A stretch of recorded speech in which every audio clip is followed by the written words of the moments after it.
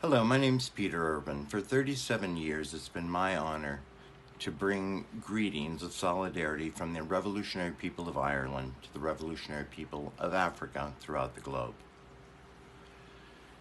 This year, I'm proud to join you once again, and it is with feelings of deep comradeship and friendship that I address today the sisters and brothers of the All-African People's Revolutionary Party and all of the Africans who are viewing this today. The All-African People's Revolutionary Party has been a tireless and consistent ally to the people of Ireland, and we know of no greater bond than that possessed between us.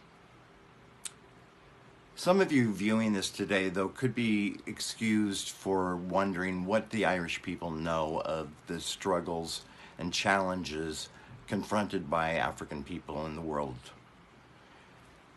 Let's face it, the Irish people are white. In fact, if you've seen someone whiter than an Irish person, I'd be inclined to think that you'd probably seen a ghost. But that's really not the issue. And as Kwame Ture reminded us many, many times, the Irish people understand these matters quite well. You see, before there was a settler colonial incursion into Jamestown or Cape Town, the Irish people had already suffered the plantation of Ulster. When Africans were being loaded onto coffin ships to be exploited as slaves in the Americas, Cromwell rounded up the men of Ireland and shipped them to Barbados to cut cane in the fields there. Something that is commemorated today by the Irish harp on the state seal of Barbados. The Irish people lost their language, their land, their culture, their rights. And in the 20th century, long before neocolonialism wreaked its terrors upon the newly independent nations of Africa, the Irish people saw their national liberation struggle usurped by neocolonialism. A neocolonial regime in Dublin continues to rule Ireland today, 26 of its counties today, and allows Britain to rule the other 6 counties. So from this long tradition of oppression and struggle, a deep solidarity was born between the people of Ireland and of Africa. One that I am proud to be able to reiterate to you today. I'm also deeply honored today to have been asked by the Irish Republican Socialist Party to convey to the All African People's Revolutionary Party for this commemoration of African Liberation Day their renewed solidarity, and have been asked by them to make plain that they stand with the All African People's Revolutionary Party in demanding imperialist hands off of Cuba, Venezuela, and Zimbabwe. They stand committed to opposition to imperialism wherever it rears its head around the globe, and advocates that we stand together in opposition to imperialist machinations in the nations struggling for freedom. Long live the solidarity between the Irish and African peoples. Unity and socialism for both Ireland and Africa. Long live the Irish and African revolutions. Forward ever, backward never.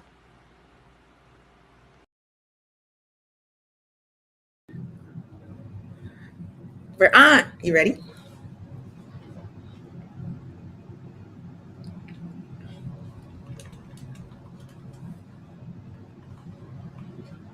Looks like Monica might be having technical difficulties. I see you moving, but I don't hear you, and you have kind of like a choppy video. Oh, can you hear me now? Yep. Okay, that was my fault. User error. I was on mute. Welcome everybody to the African People's Pan-African Weekly News. We now do it bi-weekly. You just finished listening to a solidarity video by the Irish Republican Socialist Network, and that's what today's show is about. My name is Monica, and I'm part of the African People's Revolutionary Party Southwest now, because we've grown. And this is my comrade, Unia. And we're so excited for you to be on the show where we're going to be talking about African and Irish solidarity. We're calling in from Tiwa territory, so that's so-called Albuquerque, New Mexico. And before we get started into the program, we want to tell you a little bit about AAPRP. So it was started by Kwame Nkrumah, and it is the emphasis is about Pan-Africanism and fighting for a one unified socialist Africa. So no matter where you are, if you are African, wanting us to be fighting for our self-determination, and fighting together to build a one unified socialist Africa, because Africa is colonized and that land is stolen. And we're a Pan-African revolutionary organization all over the world, and it was started in Africa. The other thing we want to talk about is we always do bring in an ancestor, and that is so important and critical to what we do as organizers, what we do as people, because we would not be here without our ancestors who fought continuously for our freedom, fought continuously for our liberation. So I'm going to be reading to you today about ancestor Julius Nyerere. And Julius Nyerere was born on April 13th and was born on April 18th. And his dad was the chief of, sorry, y'all, I'm getting myself together. It's been a long week. Thank you for your patience, of the Zakini tribe. And he also had the opportunity to go to school. And at the university, what he was able to study was political economy. And that allowed him to really understand what was about like capitalism and the implications of that, and really become an advocate for socialism. And in Tanzania, it was extremely colonized, and he was being forced. To choose between teaching political teachings as well as his teaching, and he said that he is a schoolmaster by choice and a politician by accident. He also became the president of the union in Tanzania from 19 that happened in 1954 up until 1977, where he was the president of the Union. And also, he was organizing. He was also in several different groups. He was working to build the independence of Tanzania. And in 1964, there was a coup occurring, and they were forced to do some negotiations with other leaders because other leaders in the government. This resulted was the creation of the Republic of Tanzania because of the negotiations and the steadfast for our liberation. So I'm going to read specifically from what it also talks about. As president, Nyerere had to steer a difficult course. By the late 1600s, Tanzania was one of the world's poorest countries. Like many others, it was suffering from severe foreign debt burden, a decrease in foreign aid, and a fall of price of commodities. His solution, the collectivism of agriculture and a large-scale nationalism, was a unique blend of socialism and a communal life. The vision was out in a declaration in 1967, focusing on like socialism to really support the people in order for their to achieve self-determination. He said the objective of socialism in the United Republic of Tanzania is to build a society in which all members have equal rights and equal opportunities, in which all can live in peace with their neighbors without suffering or imposing injustice, being exploited or exploiting, and in which all have gradually increased basic level of material welfare before any individuals lives in luxury. So he was all about the people having equal access to everything, to be able to thrive, to be able to live. And they also had liberation struggles and in Tanzania as well. Nyerere was a committed Pan-Africanism. He provided a home to a number of African liberation movements, including the African National Congress and the Pan-African Congress of South Africa as well. And so we just want to honor and thank our ancestor, Julius Nyerere, for the commitment to Pan-Africanism, the commitment to socialism, the commitment to his people as he led them, as he governed them, and he still stayed involved in politics even after retirement, making sure that the movement was still thriving. So thank you so much, ancestor. We bring you in. We thank you for being with us. We also, for the show, do a land acknowledgement, and the land acknowledgement is more than words. It's really critical that we understand whose land that we are and that the land be returned. Onyesawu has said several times, like no matter how long something's been stolen, it needs to be returned. And so we believe in land back, we support it, and we organize in solidarity with our indigenous relatives. Everything in the Western Hemisphere has been stolen. And so that is really critical. It's that their land is returned, Africans' land is returned, Irish land is returned, Palestinians' land is returned, Hawaiians' land is returned. There's just so much colonization that has happened. And it's important that all of the people's land that has been stolen is returned to them. And so we have to make it more than just words. What are we doing collectively to support that land is returning to indigenous people? And so we are committed to that for in solidarity with indigenous organizers and indigenous people. The next thing that we're going to get into is the show. And so this was so much learning. I had not known too much about African and Irish solidarity. I know I've got an opportunity to watch Irish organizers talk a little bit about it over the years, and watch also AAPRP talk about it over the years. Onyesawu, were you able to learn during this process as well? Absolutely. I knew some things, like I knew about the casement report, which we're going to talk about in a second. But I didn't know like about Marcus Garvey's alignment with the Irish Revolutionary Movement, about like W.B. Du Bois's alignment. Like so many Africans throughout the centuries have like very clearly recognized the solidarity between our struggles. And so it was like really interesting to learn about that because the Irish people I've been exposed to are very racist. So yeah, it was illuminating. Yeah, me too. And it was really interesting because you know how they're always trying to divide us, right, as a people, but being able to see the commonalities in our struggles is so important. And I think that's what this taught me as well is the huge commonalities that I didn't know at all. Um, and like we have definitely more in common versus how they put us against each other. So we definitely got the internalization of that have to work on. So British imperialism colonized Ireland. And it was a lot of extreme brutality that occurred, a lot of stolen land and resources. So they were the first people to be actually colonized by the British.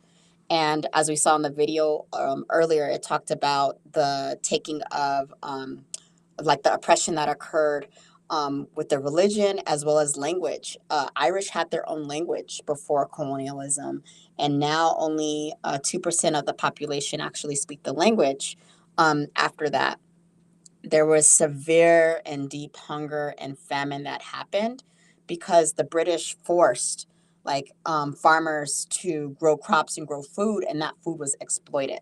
The food was not for the people, so the Irish people didn't have food to like nourish their own selves. Um, and there was different ways that the British stole the land and stole the home for the homes that the Irish lived in. And so what would occur is landlords, we're just going to use that word for now because it was not their home, there was not their homes, but landlords that were British, what they did a couple things to force people out of their homes. They could actually legally apply for a legal judgment against the male who owned the home, right? And what they would do is when they did that legal judgment, um, it would throw that individual in jail. And if they had a family, it would throw the male in jail, and then it would force out the children and the wife that were there, and they would just be thrown on the street, like with no place to go, no place to live. They could also do a notice to appear in court, and the notice to appear in court would also like just strike fear because the fear of being thrown in jail. And then when you're thrown in jail, you're stripped away from your family and access to your families. So like that was a legal process that the British were doing, and that's how they were also stealing land and stealing homes. The other thing that they were doing is the landlords again, they were sending families overseas to to North America, and they made false promises like there'll be money there, we're gonna take care of you, we're gonna give you food, we're gonna do that for you. And what they ended up doing was being in coffin ships.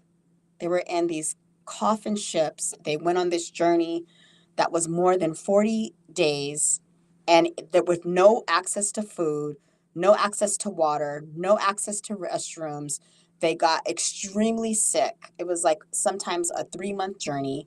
And they would arrive to the St. Lawrence River where their ships were, and like they were inspected. And if there was disease, and sickness, they had to just stay there for a while. And during this time, I'm just trying to look at it. So there was an estimate of 500,000 homes were stolen during this process. Of that was legally, right? Because that's what colonizers do, right? They use laws to oppress people. And during this time, where so many people were um, forced on these ships, right, and promised like opportunities, which was totally false. So many people fell ill. It's an estimated that like 1 out of 5 people died. There was just so much illness that occurred during this time. Um, and also, there was another. I'm trying to find it where it talked about. So when they got to, because illness was so rampant, it was so rampant in the area, they would make folks quarantine on the ship or like near before they actually got to go to the community. So if you're quarantining and there's illness and there's no foods and you're like being in these coffin ships for like in your own feces, like of course illness is going to happen. They were not provided for, they were not taken care of. It's abuse that they were going through. And so thousands died of illness. Um, they also people were trying to build like hospitals in these areas, but they were built out of like hospitals to care for the people, um, and they were made out of like wooden sheds, but it was really badly like the sanitization wasn't there. They were understaffed. It just became of like, you're going to go there, you're going to pass away, you're going to die, right? And so this is murder that's happening, right, through colonizations. um what else had happened? So even though, and this is just like a piece of it, right? I'm not even like have been able to dive into the history more. So like so much brutality, so much suffering, it's murder, right? Of what they did. And with that was also resistance. So we know often in our history as Africans, we were not taught about resistance in our struggles, right? The struggle for liberation, like we had to learn that on our own, or like join organizations like AAPRP to like learn that in our journey and learn about our people and the fight for resistance. And so also with oppression, the people fought back. There was Irish resistance, and I'm going to share an example of an Irish resistance, and they were resisting the exploitation of what the British was doing. And so in their resistance, on April 24th, which is coming up actually, in 1916, there was a resistance called Easter Rising, which is often called Easter Rebellion, the Easter Rebellion. And so they were organizing this rebellion. And 3 days before the rebellion, they found out what was happening, and they arrested Irish nationalist Sir Roger Casement for running weapons to the people who were going to be involved in the uprising, because it was being like we learned that before in AAPRP, like some of the organized rebellions, because they take long time to plan, um, the oppressors can find out.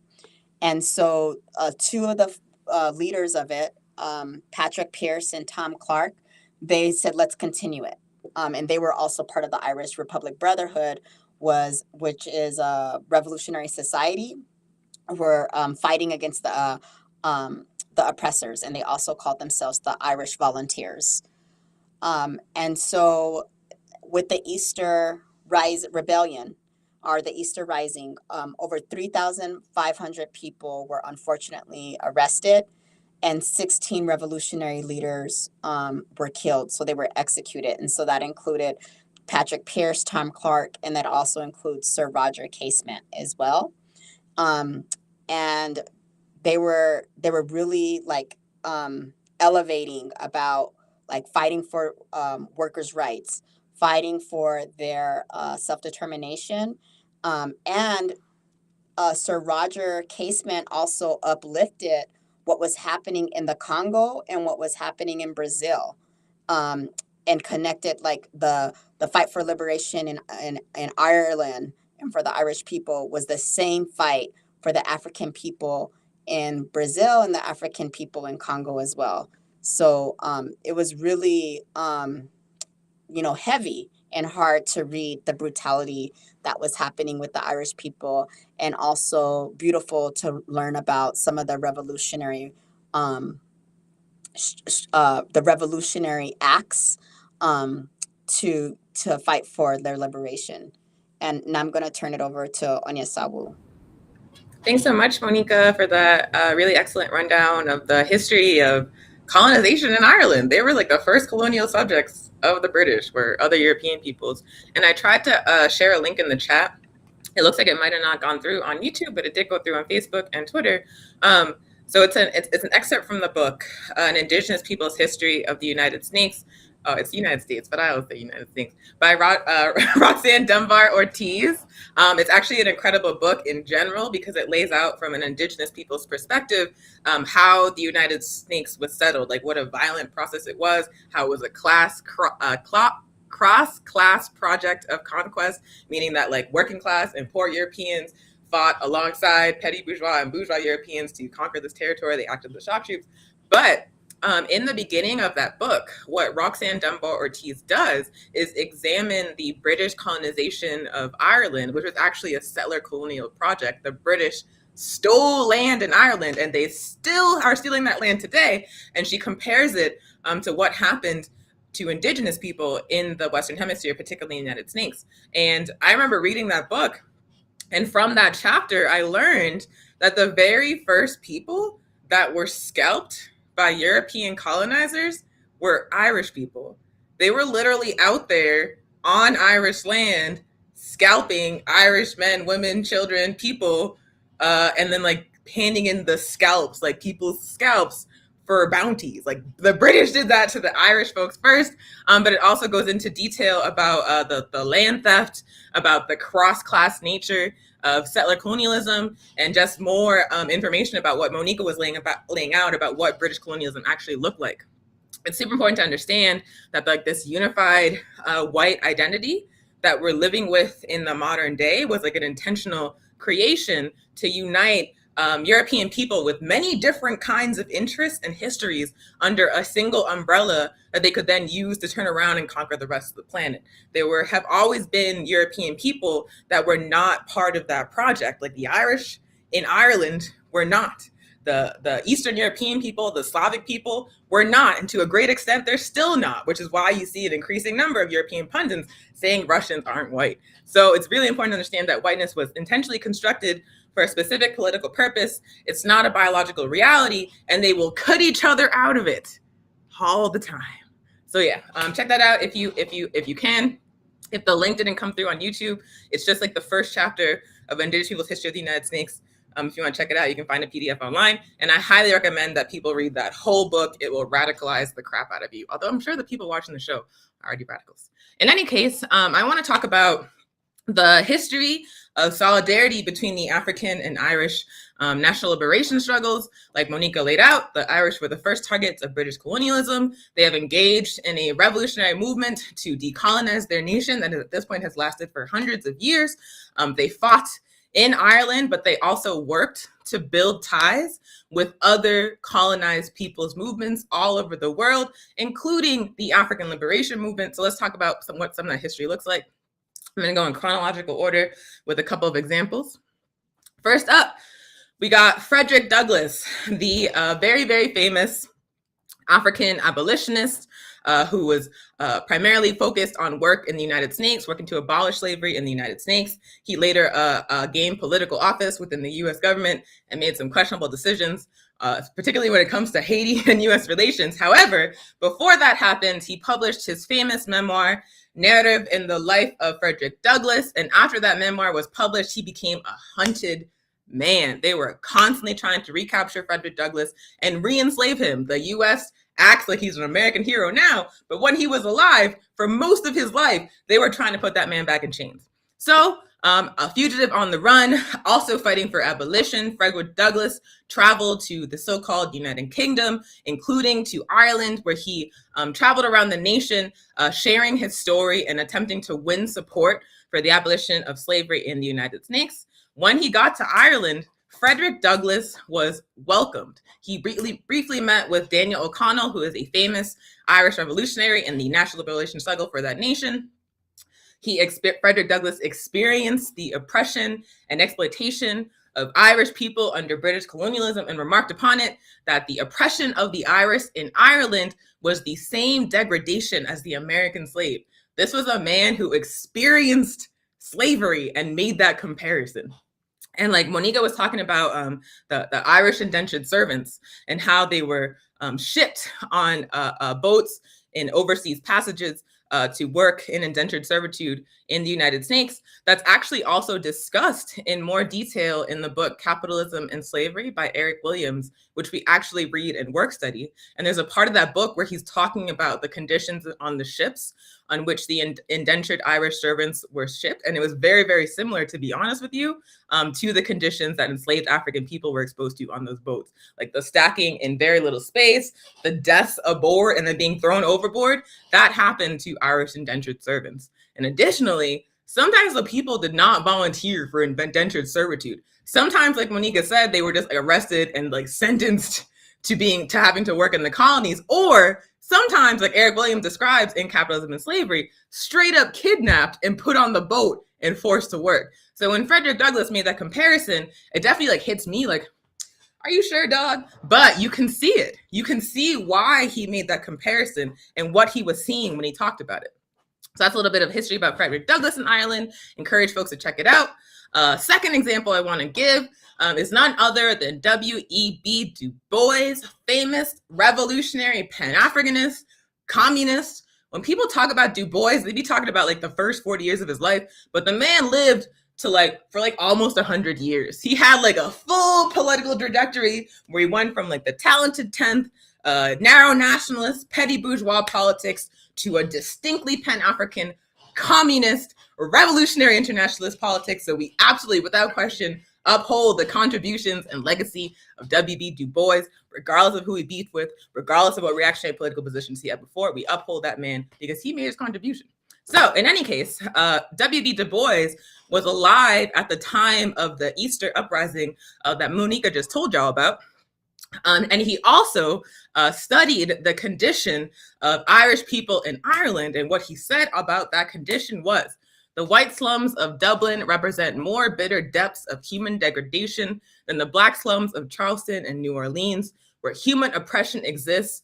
There, the sympathy of all Black hearts must go. So that again is W.B. Du Bois comparing the condition of Irish people colonized by the British in Ireland. I'm going to keep saying in Ireland because it's an important distinction, and saying it's actually worse than what African people are experiencing in the United States. Now, I'm not going to debate whether or not it's like useful to do that like oppression, like hierarchy of oppression or whatnot. But what that quote is saying is that W.B. Du Bois recognized that Irish people were colonized. And in response to the Easter uprising, Du Bois said, the recent Irish revolt may have been foolish, but would to God some of us had enough sense to be fools. Therefore, they are not fools because they are fighting for their people. They are fighting for their freedom.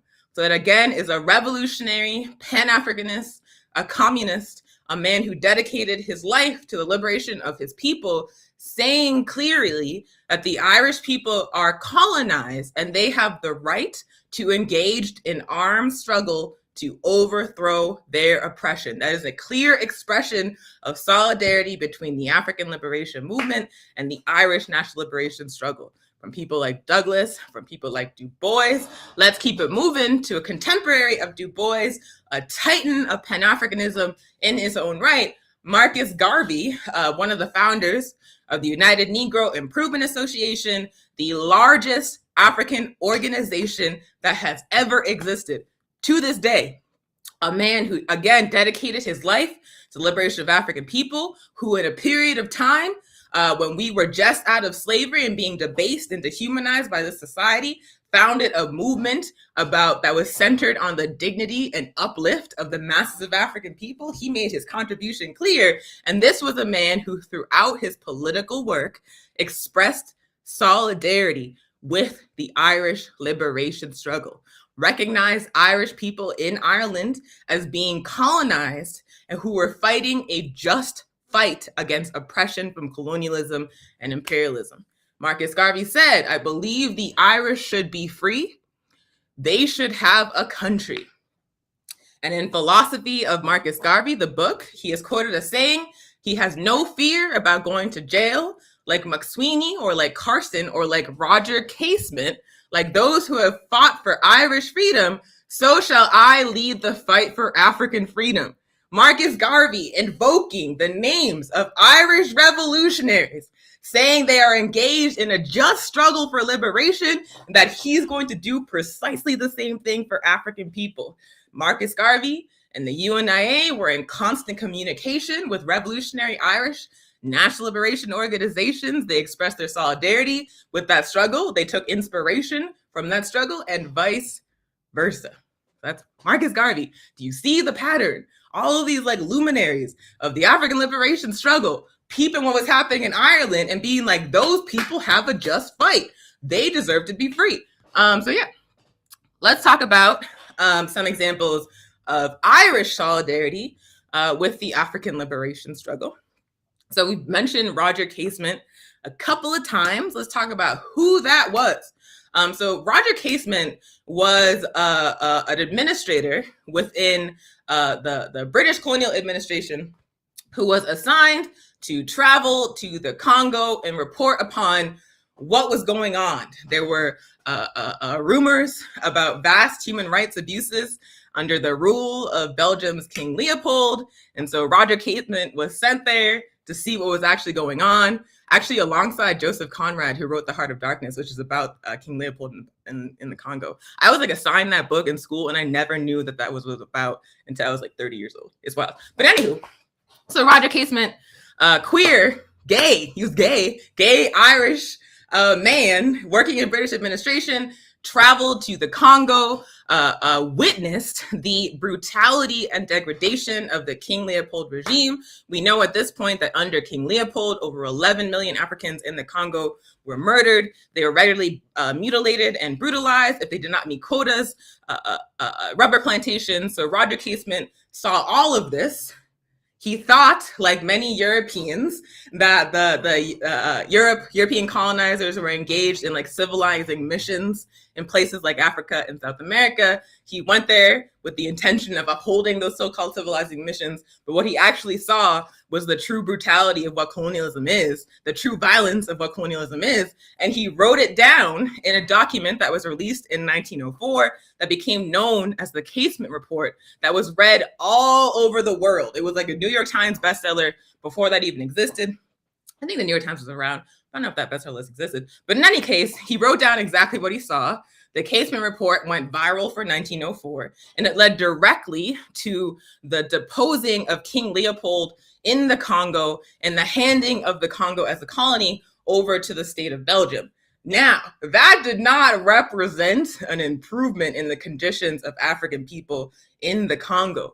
Belgian rule under the Belgian state, rather than under King Leopold, was still exploitative, was still incredibly violent, was still brutal, and still had to be overthrown by the masses of African people in Belgium in the 20th century. So we're not saying that the transfer from King Leopold to Belgium was positive. What we are saying was that this was a European who initially aligned with European colonialism in Africa because he bought that white man's burden bullshit, to be honest with you. But then as soon as he saw what was actually happening, as an Irish person, he wrote that report. He spread the word all around the world. And then, after the Casement Report was released, Roger Casement traveled back to Ireland and joined the fight for his people's liberation.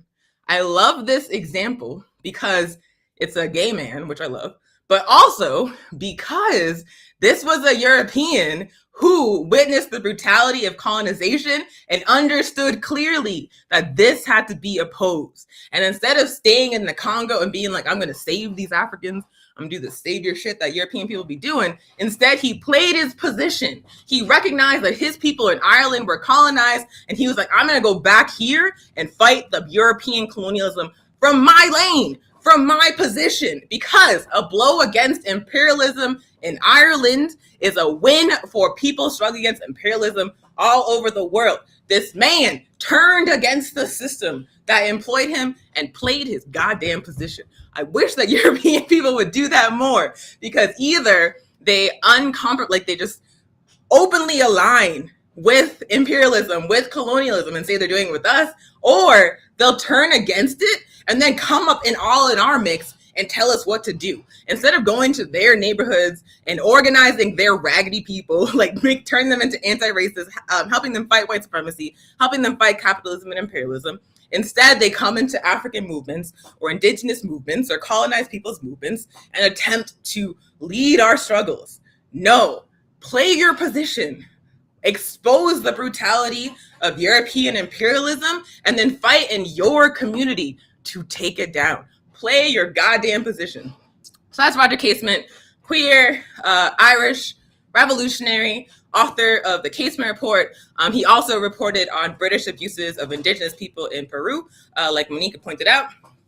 And he was engaged actively in the armed struggle to liberate Ireland from British imperialism. He actually attempted to form alliances with other colonized people, like in India, to fight the British. But he was ultimately arrested and executed. And so that was unfortunately the end of the story. So that's Roger Casement. Another more recent example, continuing forward into history, is Irish civil rights leader Bernadette Devlin, described as Fidel Castro in a miniskirt by reactionary Irish people in the United States. So in 1969, Bernadette Devlin toured the United States to build support for the armed revolutionary struggle that was unfolding in Ireland at that time. She caused quite a stir traveling around the United States because she was significantly to the left of the Irish Americans that had organized and hosted her events. So I'm going to read a quote from an account of her tour in 1969 to give y'all an idea of what this woman was doing, because it was lit. So Bernadette Devlin's 1969 tour of America peeled back the layers of the radical rhetoric of Irish America to expose a conservative hegemony that was willing to embrace racist attitudes for its own advancement. While leaders in the community repeated charges of institutionalized discrimination against Northern Irish Catholics, their myopia eliminated the obvious analogy. Her tour also brought into sharper relief two competing wings of support for Northern Ireland. While they had forged a fragile coalition based on their support for militancy, they could not sustain it. So basically, this woman was touring throughout the United States, meeting Irish Americans, but also meeting African and colonized revolutionaries. And what she saw was that the Irish Americans were reactionary and aligned with the settler state in the United States. And she could not understand, as a person who had experienced the violence of British settler colonialism in Ireland, why these people, this Irish diaspora, was aligning with the settler state to repress Africans and indigenous people and colonized people in the United States. She was like, what the hell is going on? So at some point she traveled to New York. She was awarded the key to the city of New York by the mayor. And Devlin turned around and gave that key to the city of New York to the Black Panther Party as a gesture of solidarity with the African liberation movement and other revolutionary socialist and anti-colonial struggles in the United States. She was like, these Irish Americans are tripping. They are racist. They are sellouts. Very clearly, the African liberation movement is in stronger alignment with what we are trying to accomplish in Ireland than these raggedy ass Irish Americans. I feel like it's very important to keep reiterating that Irish people in Ireland are colonized. The Irish diaspora in the United States willingly aligned with the settler state to repress African and indigenous and colonized people. There is a distinct ideological difference between the Irish diaspora that we have been exposed to in the United States and the Irish people that still exist in Ireland. Very important difference, and that is what Bernadette Devlin's tour exposed. It exposed that contradiction. So, yeah, I feel like Irish Americans, no one is like biologically destined to be reactionary, right? Like they're not going to be stuck being racist forever because they have white skin or European blood or what have you. But what they have to do is recognize that they cannot both fight for Ireland's liberation and align with settler colonial projects elsewhere. They have to pick a side. Y'all gotta pick a side. You chose whiteness. It's not working out, is it? So what you need to do is what Bernadette Devlin and other revolutionary Irish nationalists like Peter Urban, the comrade that just spoke before the show came on, and choose the side of the colonized world. Choose the global south. Stop selling out to the descendants of the very same people that were scalping your ancestors in Ireland. Like, what the hell is wrong with y'all? So that's Bernadette Devlin. Yeah. What I appreciate about Bernadette is her calling out her own people, right? Yes. Calling them out, but calling them in to join the movement, right, against colonization, right? So I appreciate that. So we have to do that to our people too sometimes, right? And so I just appreciated that because it was just to be, especially during that time, right, with what was going on and their alignment, like with European settler colonialism. And during that time, be able to be like, thank you for the key. And here you go. And be able to like say it, all encouraged, unashamed, being like, no, we're in alignment more, with the African liberation, with the African movement, with the Black Panthers than we'll ever be with European colonialism. So I just really appreciated like learning that. Like I read about it, but it didn't speak to it as much as like Unia Sawu found other. It's so interesting how you have to research and find. It's like, oh, she gave the key to the Black Panther Party, but it takes out her whole speech, right? You have to go keep digging to find her actual speech and what she said and why. So appreciate that you were able to uncover. Yeah, they be hiding it. They hide it because they are very opposed to international solidarity between struggles of colonized peoples, whether it's African and Irish people, African and Asian people, African indigenous people. They constantly work hard to keep us separated. And so examples like Bernadette Devlin's, examples like Roger Casement, Marcus Garvey, W.B. Du Bois, like we have to like surface that shit and learn about it, study it, uplift it, because they try to hide it intentionally to keep us divided, because they understand if we were to unify against European imperialism, against Western imperialism, we would drastically outnumber them and we would win if we were organized. So they are fighting it with all they got. And that's why we uplift this history on the show. And so I want to conclude this little rundown of the history of solidarity between the African and Irish liberation struggles by just talking briefly about the APRP and our relationship with the Irish national liberation struggle. We have maintained long ties, actually initiated by Kwame Ture, with the Irish Republican Socialist Network. The comrade Peter Urban, whose speech, it was like a solidarity message that he sent in for African Liberation Day in 2019. So Peter Urban is a member of the Irish Republican Socialist Network.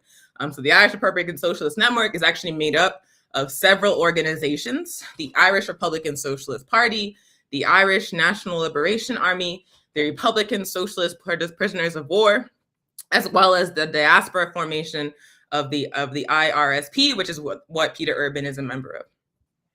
So the Irish Republican Socialist Party is a revolutionary socialist political party fighting for Ireland's national liberation. I want to share a little bit about what their political objectives are to give some clarity about how this is very clearly an anti-colonial organization.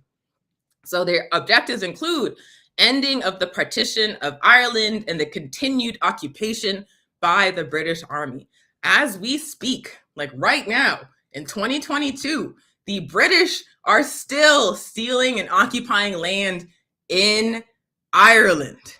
The Irish Republican Socialist Party continues to say, we oppose both the partitionist governments presently operating in Ireland, whether Stormont or the Irish Dale. We do not seek to unite the 6 counties with the existing 26-county statelet centered in Dublin, but call for the dissolution of both to be replaced by a 32-county workers' republic. So the Irish Republican Socialist Party is saying we don't want a united Ireland under British rule. What we want is a completely liberated and unified Ireland under a socialist government. They are fighting for decolonization and socialism. My God. Also, this is the Irish Republican Socialist Network speaking on their historical relationship with our organization, the All African People's Revolutionary Party. They say, recognizing their principled solidarity with the revolutionaries of the Irish Republican Socialist Network in the past and the model they provide of revolutionary socialist Pan-Africanism, We embrace the comrades of the All-African People's Revolutionary Party as our siblings in struggle and acknowledge their ceaseless dedication to socialism and Pan-Africanism. So the ISRP, the IRSP, the Irish Republican Socialist Party, is fighting for the unification of Ireland under scientific socialism, and the AAPRP is fighting for the unification and liberation of Africa under scientific socialism. Are you beginning to see why we have political alignment? They were the first targets of British colonialism.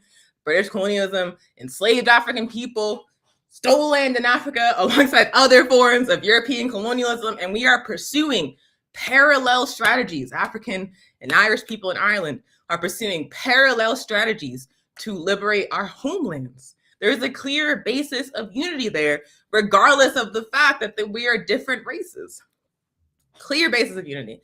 And so the Irish Republican Socialist Party is an example of what we call in the APRP a BSOA, as a brother-sister organization and alliance. That is, what that means is that we have intentional political relationships with other revolutionary socialist and anti-colonial political organizations and movements throughout the world. So the Irish Republican Socialist Party or network is one example. We also have decades-long ties with the American Indian movement, with the Communist Party of Cuba, with movements in Africa like the MPLA, like Frelimo. We have strong ties with the Palestinian Liberation Organization. So these are the Workers' Party of Korea. We have worked intentionally for the entire existence of the All-African People's Revolutionary Party to build principled revolutionary relationships with other peoples all around the world fighting against capitalist imperialism and colonization. It is not a matter of saying we're only trying to build with African people, because again, we understand that imperialism is a global beast oppressing the majority of the world's population. It is a shared enemy of all colonized people on this planet, from Africa to Palestine to Ireland to Cuba and beyond. And so we understand that a blow against imperialism in one place is a victory for all colonized people all over the world. If the Irish defeat British imperialism in Ireland, that is a win for Palestine, that is a win for occupied Azania, that is a win for indigenous people in the Western Hemisphere, it's a win for China, it's a win for all peoples resisting imperialism on this planet. Understand it's the same enemy fighting colonized people on many different fronts. It is one global struggle to defeat this beast. That is part of the reason why we maintain this solidarity, because it's not about whether or not Irish people can be racist and raggedy and messed up, but Ireland is still colonized by our enemy. We have to start to think strategically and pragmatically and not emotionally. It doesn't matter how they feel about us. What matters is that enemy weaker or stronger when that struggle is successful? So yeah. So that's some history of the solidarity between the African and Irish liberation struggle through the centuries. I'll give you a little bit of background about how the APRP built these ties with the Irish movement and why we maintain those ties. And so I just want to say again, that is extremely necessary, especially at this time in history, goddamn, because we are like the precipice of a metastasized global European pan-European fascist movement. I'll talk about that more in a second, but it's a really dangerous and precarious time in history. And the unity and solidarity of colonized people's struggles, it is what is going to make the difference between life and death for a lot of us, to be quite honest with you. And so we have to understand that we have no hope of victory or survival if we attempt to fight this enemy in isolation. We will be outgunned, we will be out-organized. But if we unite our struggles against imperialism across borders, across cultures, across languages, across political tendencies, we can absolutely win because we outnumber the enemy. So at this point in history, we gotta think pragmatically, we gotta think strategically, we gotta think about imperialism as a global entity that must be defeated and what that actually looks like. And that does look like building ties between struggles. Even if we don't get along, even if imperialism and capitalism have worked overtime to create divisions between us, we have to overcome those divisions. We have to reject the divide and conquer strategy that actually wrecked the whole planet. They've tried it everywhere and it was successful everywhere. And it allowed them to exploit and colonize us, and we can't keep falling for that shit. Goddamn. So anyway, the necessity of struggles, solidarity between struggles, the necessity of true revolutionary internationalism. At this point in history, it is a key part of our strategy for survival. That was the PE section. History of the African and Irish liberation struggle, as well as a brief rundown of the history of British colonization in Ireland provided by Monica. So thank y'all so much. And we appreciate your comments. We're just trying to see if there is some stuff I want to share. Okay, so this comrade QKR, I think it's Quaker Anarchist. Have you seen the TV series Rebellion about Irish uprising on Easter that started the eventual liberation on Netflix? It's really good. I have not seen that, but I do have Netflix, so I'll check it out. And another really good movie about the Irish liberation struggle is The Wind That Shakes the Barley, starring Cillian Murphy, the dude from 28 Days Later. But it's historically accurate, is my understanding, and it depicts like both British colonialism. Like there's a scene in the beginning of the movie where all of the military age Irish, they're just like hanging out, talking, shooting the shit. The British troops come up, make them strip, search them, and then like tear up their houses. And I was like, I have seen precisely that in African communities all over the United States. Like the same relationship that, for example, the NYPD has to working class African men in the city of New York, like that same parallel I saw in those scenes of the British military harassing Irish men. So The Wind That Shakes the Barley, you can actually find the whole thing on YouTube, or the Internet Archive website is another really good piece of media to check out to learn more about Ireland. Let's see. Anything else? Some person's boosting their spam thing, so I'm gonna block you. And cool. Okay, cool. So let's keep it moving because we're an hour in, and we want to make sure that this show does not go for 2 hours because I'm sure Monica has stuff to do and I have stuff to do. So we're gonna move on. We're gonna move on to the World Geo section of the program. We're gonna talk about what's going on in the world with a particular focus on conditions that affect African people. First up, folks may or may not have heard about this. I actually learned about this in work study from Comrade Rashad, who just joined and is already making like a huge contribution. So Rashad shared about Patrick Lyoya, who is or was, unfortunately, an African from the Congo who was murdered in Grand Rapids, Michigan by the police. So African man, immigrant, refugee, living in the United States, murdered by the police. He was shot in the back of the head while a police officer was on top of him. It was clearly a straight up assassination. The footage of this murder was actually released yesterday, and now people are once again watching a film of an African person dying because that happens on a regular basis in this backwards ass culture. So there are protests unfolding in Grand Rapids, Michigan. Patrick Lyoya's family is calling for justice. It's basically unfolding in a very similar way to how previous cases of police terrorism against African people have unfolded. What's interesting about this is that this African was from the Congo. And what this demonstrates is that there is no, like the police are not checking passports when they harass African people. And so in this entire history of police terrorism against African people in the United States, you can see that whether the African was born in the United States, whether their ancestors were enslaved here, or they were recent immigrants from the continent or some other place, they're having very similar experiences of violence from police in the United States. What that shows you is that even though movements like ADUS and the Foundational Black Americans, or any kind of like narrow nationalist, xenophobic, straight up suicidal movement talking about we have no relation to African people from the continent, what that shows you is that those people are full of crap.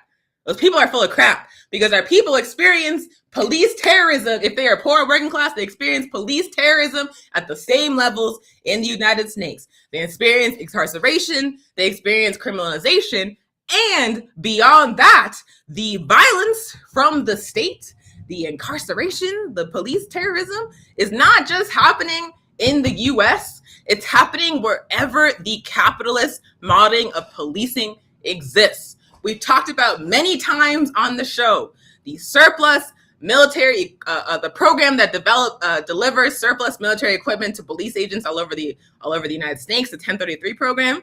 We've also talked about how the Department of Defense's Africa Military Command, AFRICOM, trains and arms and funds police forces on the continent that then turn around and brutalize African people. We've talked about how the same forces, the same enemy is arming and training the pigs that are brutalizing poor and working class African people all over this planet. We've talked about this. And so what the Patrick Lyoya case shows you is that there is no escape. It doesn't matter where you're from. They're not checking passports. It's the same condition for our people all over the world, because the fundamental contradiction is not where we as African people were born. It is exploitation and oppression of our home by this system. It is the fact that we must exist on the bottom of these societies so that Africa can continue to be exploited. There is no escape, no matter where you were born as an African person. There's more that unites us on the basis of our conditions, of our culture, of what we need to do to get free than anything that separates us. So now Tariq Nasheed, I don't understand.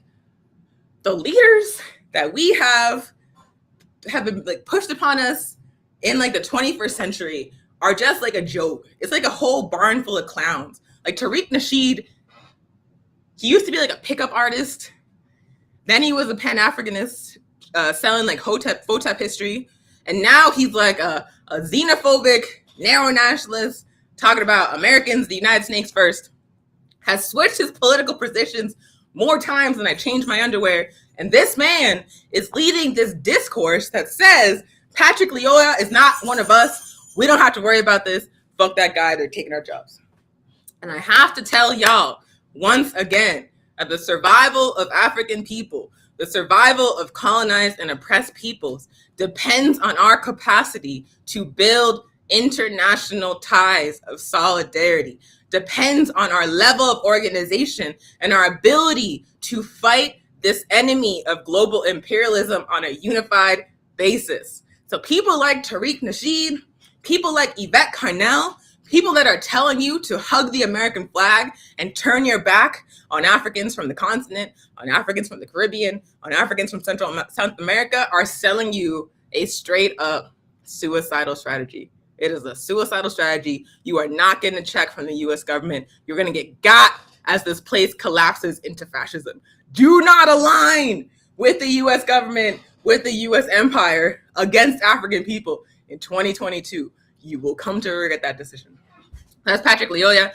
I definitely encourage y'all to not watch that video. It's remarkably disgusting how videos of African people being murdered are like viral moments on the internet. I feel like it's a sign of a deeply disgusting and backwards and decaying society. So I encourage you on social media, like turn off autoplay on Facebook and Twitter, so to make sure that you do not actually watch that shit, because we don't need to see what is happening. We experience it every day. So that's Patrick Lyoya. I also want to share in some positive news that this week is actually the anniversary of the attempted US-backed coup in Venezuela that happened in 2002. The US-backed a coup that attempted to depose, actually successfully deposed briefly, Hugo Chavez in Venezuela. The US opposed Hugo Chavez because he was trying to build a socialist project in Venezuela, actually before the coup. Before that happened, he was like, we need to nationalize our resources. We need to oppose imperialism, but he was not like fully pushing socialism. After that shit happened, he was like, socialist revolution in Venezuela, Bolivarian revolution, because he understood there was no point in trying to half-step it because the U.S. is going to come for your ass anyway.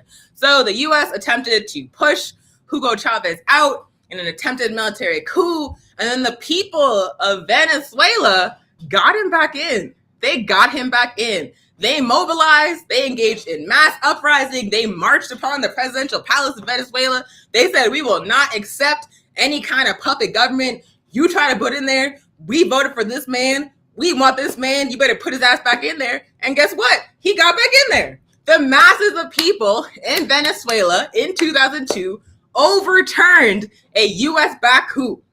And then less than 20 years later in 2020, the masses of people in Bolivia did the same shit. Like they pushed out Evo Morales, the Organization of American States, and the US-backed fascists pushed out Evo Morales, put in place Janine Áñez, and then a year later, the organized masses of people in Venezuela under the leadership of the Movement Towards Socialism, MAS, got the MAS party back into power. They shut that country down. They said, if you do not hold elections, we're going to tear this shit up. And then they had to hold the elections, and then the overwhelming majority of the people in Venezuela voted against the fascists, and they couldn't even fake an election crisis because it was too overwhelming a victory. So these two things show you, almost 20 years apart, these two incidents show you, one, the empire is not invincible. It is simply not invincible. We can absolutely defeat regime change efforts, illegal coup attempts, all kinds of Western intervention with superior organization, meaning ideological unity and political unity and movements, mobilizations that are backed by revolutionary organization. It is fully possible. It happens all the time. Another example is the people of Mali pushing out the French military. So that shows you that it is possible to take on the empire and win repeatedly, even if you are poor, even if you are African and indigenous, even if they have tanks and guns and fascists, it is possible to win. The other thing that it shows you is that the true victories for the masses of oppressed and colonized people on this planet are not elevated in the enemy's media. We should not expect it to be, but it's so obvious because for the past month, oh my God, we've been talking about Ketanji Brown Jackson, the African woman, the first African woman nominated to the racist-ass U.S. Supreme Court. And that woman is held up for us as an example of a victory, as an example of what's possible for African people. Like if you work hard enough, if you look away from the African liberation struggle and align yourself with the settler state, if you sit through hours of hearings where people who are just straight up fools and clowns disrespect you to your face and take it quietly, you too can make it to the seat of the Supreme Court, whose structure was developed by slave owners and indigenous people's killers and rapists. Congratulations! Victory for the African liberation struggle. No. So we know all about her sellout ass. We know nothing. We know nothing about Mali, about the strikes in Haiti, about the 2 coups that were overturned in Latin America. We know nothing about the actual victories that demonstrate that the organized masses of oppressed people can actually defeat the empire. We know nothing about that. They pick the symbols they want us to focus on, and they work overtime to hide the actual victories. To this day, there are people who claim to believe in social justice, who claim to be socialists, who are still like Hugo Chavez and Evo Morales were dictators. Because that's what the New York Times said. That's what CNN said. Because y'all are brainwashed to focus on the enemy and what the enemy says is a victory for us and ignore or attempt to discredit the true victories for us. But I love the story of Venezuela overthrowing that coup. I love the story of Bolivia overthrowing that coup. I also love the story of Honduras struggling for 2 decades to overthrow fascist U.S. rule, to bring Manuel Zelaya's wife to power, even though, she's done some questionable things recently, but that was a people's victory. So we actually have to look at what the oppressed masses of the world are doing to resist imperialism and find our victories there. If you pay attention to that, you see that we actually win all the goddamn time. All the time. We don't have to focus on Ketanji Brown Jackson or Bernie Sanders or any of these puppets elevated by our enemy. We can actually look to the masses of people in Africa and the Caribbean and Central and South America and Asia and take our victories and our hope there. It's actually much more effective. It shows what we can accomplish if we are organized and united. So yeah. What else? Oh yeah. So U.S. NATO proxy war in Ukraine is continuing. The New York Times, CNN, Washington Post, MSNBC are continuing to straight up platform Nazis. Recently, This past week, there were reports of a Russia carried out chemical weapons attack in Ukraine. And the primary source for those claims were members of the Azov Battalion, which is an openly neo-Nazi movement within Ukraine. It is both an official regiment of Ukraine's National Guard, as well as a political party and paramilitary wing. The regiment and the National Guard is 1,500 people. The movement as a whole is 22,500 openly neo-Nazi people, and that was back in 2019, 3 years ago. They've also, the Azov Battalion, as covered by Time magazine, trains 17,000 foreign military fighters, many of whom had far-right and fascist politics in Ukraine, and those people then went on to go back to their homes and participate in terrorist acts. For example, 2 participants of the January 6th redneck raid on the U.S. Capitol building had connections to Ukrainian neo-Nazis. Same thing with the Charlottesville riot, where a European anti-fascist woman, Heather Heyer, was murdered. One of those folks had connections in Ukraine. I was reading about people who trained in Ukraine, white nationalists trained in Ukraine, then traveled to Mozambique and Somalia to fight terrorism. So the US and NATO, through their political and economic backing of openly neo-Nazi forces in Ukraine, have helped shape Ukraine into an international hub of far-right and neo-Nazi organizing. And now we are seeing Western media, not just in the United States, but also in Europe, openly platforming the leadership of this, again, openly neo-Nazi organization, like this man, Andrei Beletsky, who literally straight up said, Azov Battalion is fighting for the supremacy of the white race. Like, straight up, they are openly quoting this man as the primary source in claims that Russia has engaged in chemical attacks in Ukraine. They are putting them on NPR. They are putting them in the Washington Post. They are not saying what these people believe. A year ago, when Azov Battalion was covered in the US press, they said neo-Nazi Azov Battalion, because that's who the fuck they are.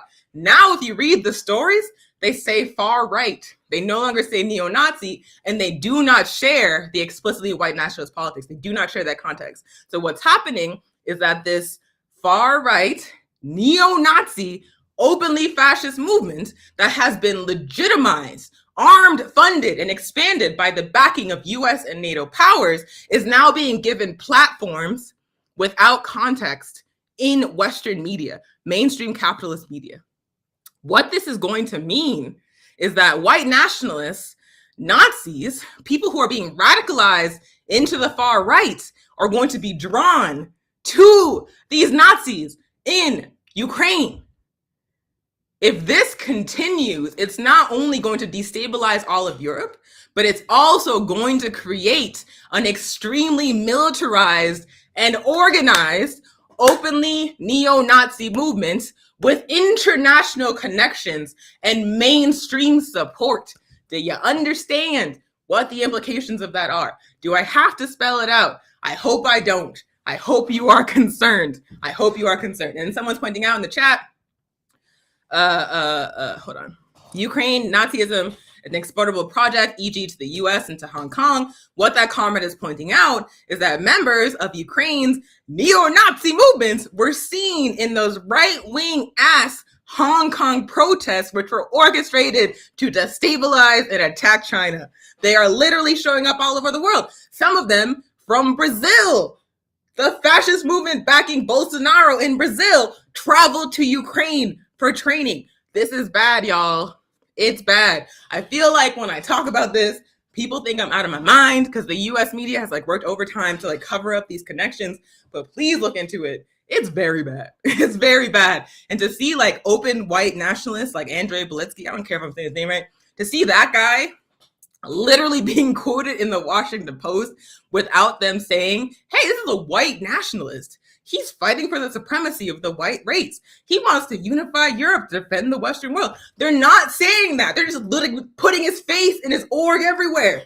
as like a bat signal to the Nazis all over the world. Holy crap, it's bad.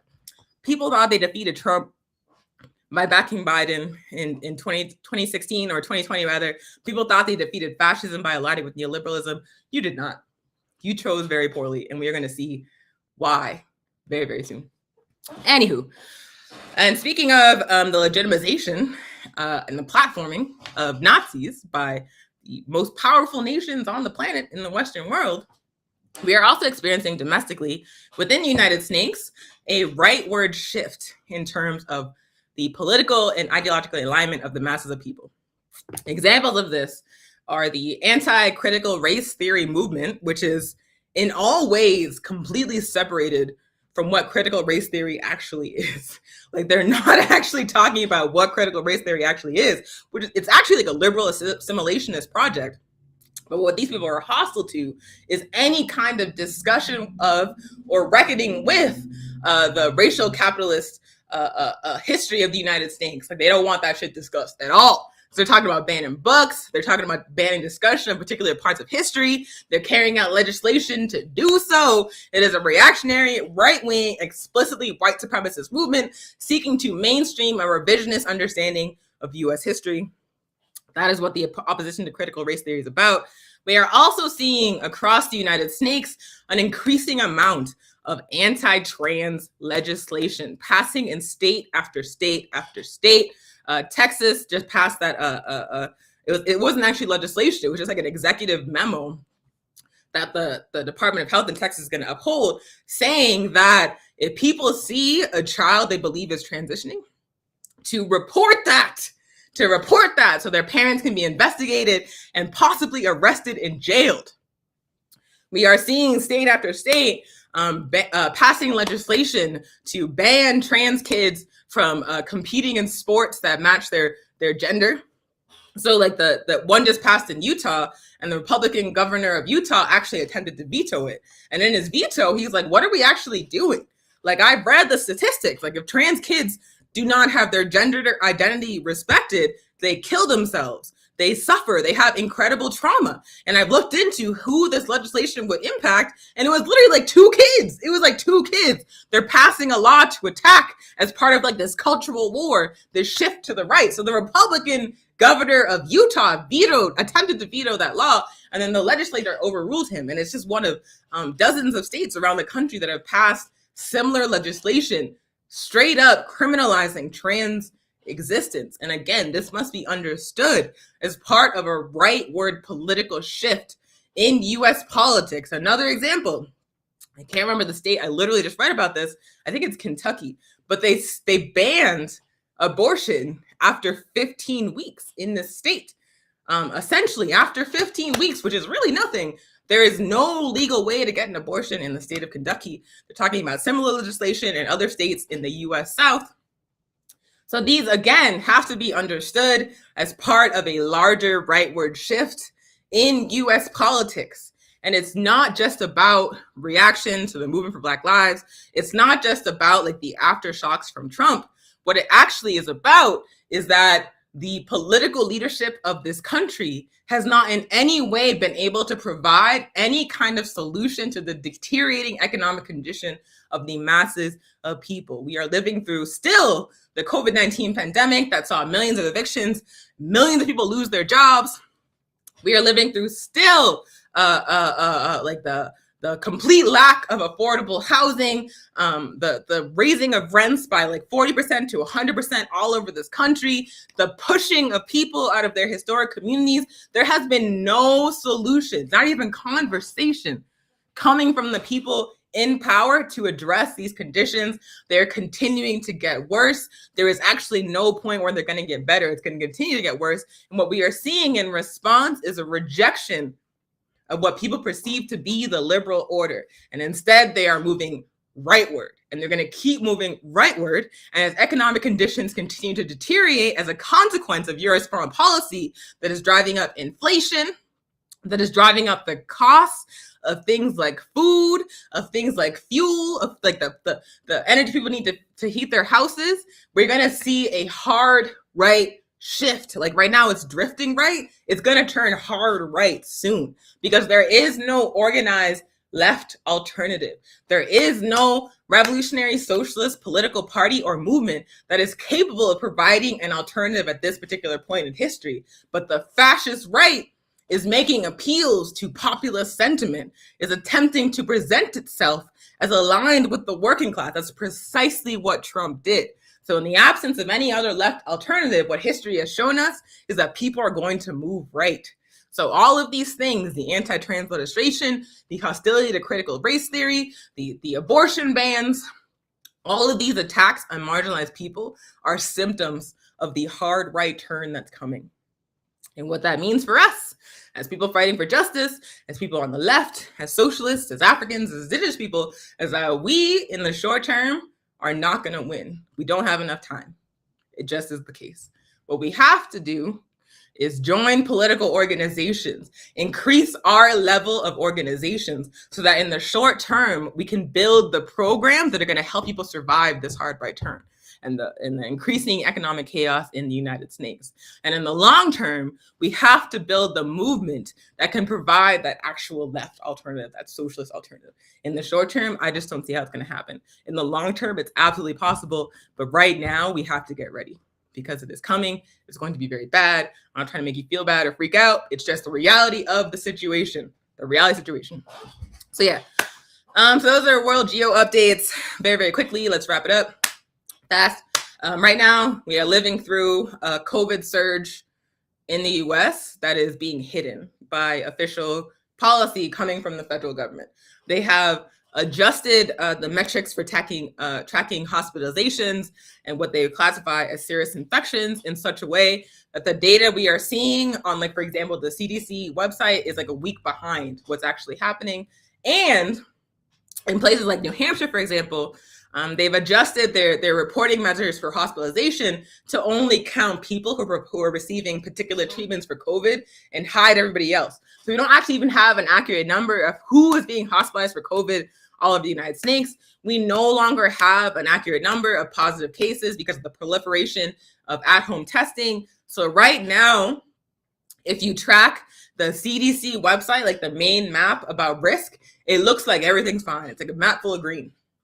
But if you look at other measures, like, for example, wastewater, like they can find traces of COVID in people's poop long before they show symptoms. And so for most of the pandemic in the United States, they've been examining wastewater to see indications of coming surges in COVID-19 cases. And the wastewater all over the country is showing like 100% increase, 500% increase. I was looking at Portland, Oregon. It's over 2,000% increase in the density of COVID cases in those areas. And so what the wastewater is showing is that we are right now, as we speak, seeing a surge in cases of COVID-19 all over the US. I bet you have not heard that on the news. There's like rumblings here and there. Like I believe like Philadelphia just like reinstituted. It's like a indoor mask mandate. The federal government is saying we're going to wait another month before we remove the mask mandate on public transportation. So there's like rumblings here and there indicating what's happening. But for the most part, the ruling class and the capitalist media that serves the ruling class is not telling people what's actually happening, which is that we are, as we speak, in another COVID-19 surge. And they intentionally created this condition because they worked to hide what was actually happening at the federal level because they wanted to win the goddamn midterm. So they were like, let's adjust reporting so everything looks fine. Let's pretend the pandemic is over. We're trying to win those midterms. That's what happened. It was intentional. So please continue to wear your masks.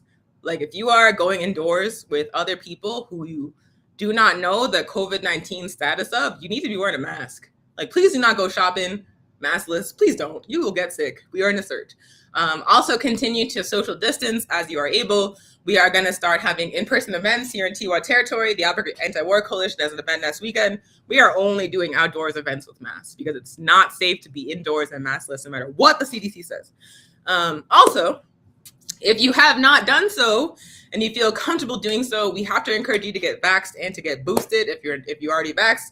And the reason for that is because we are looking at, on the current trajectory, at least 5 more years of this pandemic. That is what scientific studies say, at least 5 more years if the US continues managing the pandemic in this manner. That means that at some point, if you are not, you have a much greater chance of getting seriously sick at some point within the next 5 years if you have not been vaccinated and boosted. If you are vaccinated and boosted, you can still definitely get COVID. It'll just be a milder case, and you won't have the higher chance of being hospitalized, which, by the way, there's no guarantee at this point you'll get a bed because of this surge. So being vaccinated and boosted, if you are comfortable doing so, is like a really important step to take to maintain the protection of yourself, of your community at this point in history. However, the most important thing that we can do as people that believe in social justice, as socialists, as African people, is to join organizations. Join political organizations fighting for justice, fighting to oppose capitalism, fighting for programs for the people. There's not going to be another lockdown. They're not going to come through with nationalized healthcare. They're not going to come through with any kind of coherent COVID response because there's no movement strong enough to force them to do that. We must build that movement. We must build a movement so large, so organized, and so militant that they will be afraid of what will happen if they don't do what we demand. Right now, we don't have that. We can build that, as Bolivia and Venezuela show, but in order to build that, we must all be active in organizations fighting for a better world, period. You are not accepted. I know there's someone watching right now being like, not me. No, including you. I don't care what reason you have, bad experiences, no time, you don't believe, no one cares. No one cares. The only way we are going to win an enemy that has superior organization and resources is with our own organization, our own militant movements with clear ideology and clear demands and the capacity to win those demands, period. You cannot do it by yourself. I don't care who you are. I don't care. I don't care. This point in my life, as I am closer to 40 than I am to 30, I'm just like losing all the fucks I have to give. I've heard all the excuses for why people are not in the movement, and I no longer care. I don't have the space for you. You are not exempt. You are not exempt. Please join an organization. So that's COVID updates. And then lastly, let's wrap it up with some announcements about upcoming events. So we have another edition of this show. The next program will be Thursday, April 28th, 1 p.m. Mountain Time. Same platforms where you're watching this right now. We're going to be talking about the PIGC and Amilcar Cabral. Great revolutionary Pan-Africanist, great revolutionary political organization that still exists. It's actually a part of the APRP that fought Portugal, backed by NATO, for the liberation of the masses of African people in Guinea-Bissau. So tune in Thursday, 4/28, 1 p.m. to learn all about the PIGC and Amilcar Cabral with Comrade Rashad and myself. Also on Tuesday, April 19th, so next week, at 3 p.m. Mountain Time, the It Takes Roots Coalition is hosting an African panel of revolutionary African speakers on what's going on in Ukraine. Let me put this on the screen. So you must register to participate. I just put it on the screen right now. Hit that link. But it's the panel's called From Ukraine to Your Hood, Black Perspectives on Ukraine, happening Tuesday, April 19th, 3 p.m. Mountain Time. Come through. Should be a good time. I'm going to be on it. Adama Baraka from Black Alliance for Peace is going to be on it. It should be a great time. So please register for that. Also, here in person in Tiwa territory, we are having our monthly Cuba Solidarity events. We have them on the last Sunday of each month at 12 p.m. Mountain Time. We have previously been doing it virtually over the winter. Now we're getting back to in person because it's warm out. We can be outside with masks. We can have the grill going. It's going to be nice. So please come through Sunday, April 24th from 12 to 2 p.m. at the Southwest Organizing Project office here in Albuquerque for an event hosted by the Anti-War Coalition. We're going to be talking about the impact of economic sanctions on poor and working class people in Cuba, in Russia, and all over the world. It should be a good time, and you'll have an opportunity to talk face to face, rather than us talking at you. We're going to have a group discussion with food. It's going to be cute. So please come through. So I want to wrap it up here by saying thank you so much for joining us, for tuning in to this program. Please like and share the stream if you have not already. We appreciate y'all. We do this show on the second and fourth Tuesday of each month. So thank you so much. Please share it if you have not. And if you are not active in an organization fighting for justice, fighting to end capitalism and imperialism, comrade, we need you off the sidelines and in the fight. Please join an organization fighting for justice. If the organization that you want to see does not exist, then you can start the organization you want to see. You do not need permission. You do not need special training. You do not need a degree. You don't need grants or funding. You just need a couple of people who have a shared vision of what you want to accomplish, read a book together, apply the ideas you learn in that book in your communities. Bam, you have an organization. That's all you got to do. So join an organization. If you're African, please join the APRP. If the organization you doesn't want to see doesn't exist, build that organization. But either way, we need every single person, every single oppressed person in this fight to end this system before it ends us. So thank you so much for joining. Have a great rest of your day.